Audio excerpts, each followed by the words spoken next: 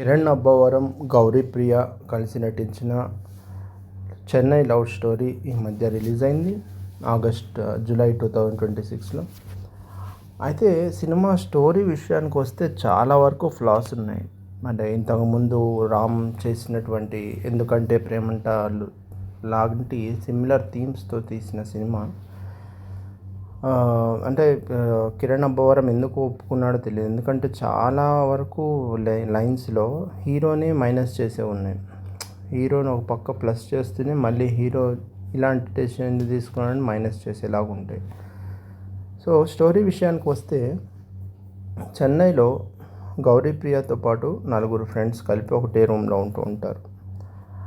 అదే ఊర్లో వాళ్ళకి ఒక బీచ్ దగ్గర ఒక హోటల్లో తింటూ ఉన్నప్పుడు కిరణ్ అబ్బవరం, తన పేరు స్టీవెన్, ఇందులో సినిమాలో స్టీవెన్ కనిపిస్తాడు. వేరే వాళ్ళకి సినిమా స్టోరీ చెప్తూ.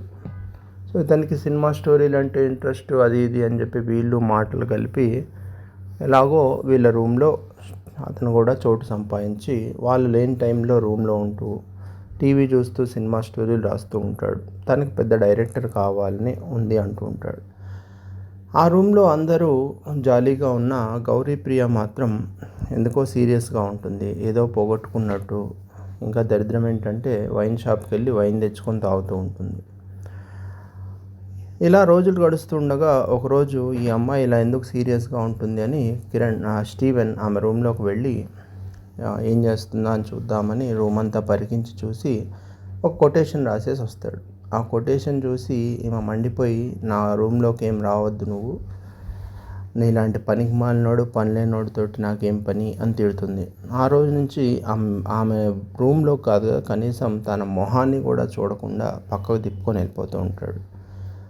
తర్వాత కొన్ని రోజులకి ఇతన్ని చూసి ఇతన్ని ఇష్టపడి అతను సినిమా ఛాన్సెస్ కోసం ట్రై చేస్తున్నాడని చెప్పి వాళ్ళు వెళ్ళి ఒక రెస్టారెంట్లో ఒక ఫేమస్ ప్రొడ్యూసర్ ఉన్నారని తెలుసుకొని ఇతని కోసం ఆమె అక్కడ నుంచొని అతన్ని ఆపర్చునిటీ కోసం అడిగి ఆ ప్రొడ్యూసర్ దగ్గర ఒక టైం స్లాట్ తీసుకొని ఇస్తుంది. ఇతను ఎంతో సంతోషపడి ఆ ప్రొడ్యూసర్కి స్టోరీ వినిపించి రూమ్కి వస్తాడు. సినిమా కన్ఫర్మ్ అయిందా అని అడిగితే చాలా హ్యాపీగా నా స్టోరీ దరిద్రంగా ఉంది అన్నాడు. కానీ నేను కూడా చెన్నైలో ఒక ప్రొడ్యూసర్ని కలిసి సినిమా నేరేట్ చేస్తా అని అనుకోలేదు. ఇంకా అలాంటి అంత గొప్ప ఛాన్స్ నాకు ఇచ్చినందుకు గౌరీప్రియ అంత గొప్ప మనిషి లేదు అని ఆమెను ఆకాశానికి ఎత్తి మాట్లాడుతూ ఉంటాడు. దాంతో ఈ అమ్మాయి ఇప్పటిదాకా తను అజయ్ అనే అతనితో బ్రేకప్ చేసుకొని ఉంటుంది. ఆ బాధ నుంచి తేరుకొని ఇతని ప్రేమలో పడి ఇతన్ని పెళ్లి చేసుకుంటాను అని చెప్పి ఇంట్లో చెప్తుంది. అసలు ఇంతకీ ఆమె ఎందుకు బాధపడుతుంది అంటే, ఇంతకుముందు అజయ్ అనే అతనితో ప్రేమించి పెళ్లి కుదిరి ఆ తర్వాత పెళ్ళి కరెక్ట్గా ఈరోజు పెళ్ళి అనగా అతను నేను నిన్ను పెళ్లి చేసుకోను, డ్రాప్ అవుతున్నా అని చెప్తాడు. ఆ బాధలో ఉండిపోతుంది. ఇది ఇలా ఉంటే ఈ అమ్మాయి ఇలాంటి ఈ బ్యాక్గ్రౌండ్ స్టోరీ అంతా స్టీవెన్కి చెప్పినప్పుడు నువ్వేమనుకుంటున్నావు అంటే, నీకు మా బాయ్స్కి ఎలాంటి డౌట్స్ వస్తాయి అని అడిగితే, మీరిద్దరి మధ్య జరిగిందా అని అడుగుతాడు. జరగలేదు అంటుంది. పోనీ కిస్సెస్ అంటే అవి కూడా ఏం జరగలేదు అంటుంది. ఇది ఈ పాయింట్ దగ్గర టర్న్ అవుతుంది సినిమా. ఎందుకు ఇక్కడ స్ట్రెస్ చేస్తున్నా అంటే, లాస్ట్లో మళ్ళీ ఇక్కడికే వస్తుంది కాబట్టి. అలా రోజులు గడిచి వీళ్ళిద్దరూ కూడా మళ్ళీ స్టీవెన్ తోటి ప్రేమ పెళ్ళి కరెక్ట్గా పెళ్ళి డేట్ ఫిక్స్ అయిన తర్వాత ఒకరోజు అనుకోకుండా ఇతనికి ఒక మూవీ నేరేషన్కి ఛాన్స్ వస్తుంది. ఆ నేరేషన్ ఈ పెళ్ళి ఒకటే రోజు ఉండటం, ఆ నేరేషన్కి వెళ్ళి వచ్చే టైంలో ఇతను వేరే అబ్బాయిని బస్సులోంచి కాపాడుతూ ఇతను యాక్సిడెంట్లో చనిపోతాడు. చనిపోయిన తర్వాత ఆ బాధ అవన్నీ చూపించింది. సీక్వెన్స్ అయిపోయిన తర్వాత ఈమె సమాధి దగ్గరికి వెళ్ళి మళ్ళీ బాటిల్ పట్టుకొని అక్కడ ఏడవటం, అక్కడ మళ్ళీ స్టీవెన్ ఆత్మ కనపడటం, మళ్ళీ ఈమెతో పాటు తిరగటం, వీళ్ళిద్దరూ బస్సుల్లో, ట్రైన్లో, ఆటోలో పక్కనే కూర్చోవటం, మాట్లాడుకుంటూ ఉండటం ఇలాంటివి కనిపిస్తాయి. దీనికి బ్యాక్ స్టోరీ ఒకటి యాడ్ చేస్తాడు డైరెక్టర్.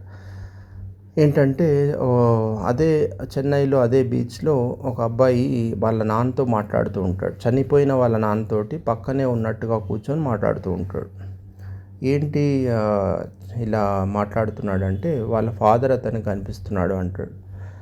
ఆ తర్వాత ఇతని ఆత్మ అయిపోయిన తర్వాత కొన్ని రోజులకి చూస్తే అతను మాట్లాడుతున్నట్టుగా కనిపించడు. ఎందుకు అంటే వాళ్ళ నాన్న ఇప్పుడు అతనికి కనిపియట్లేదు.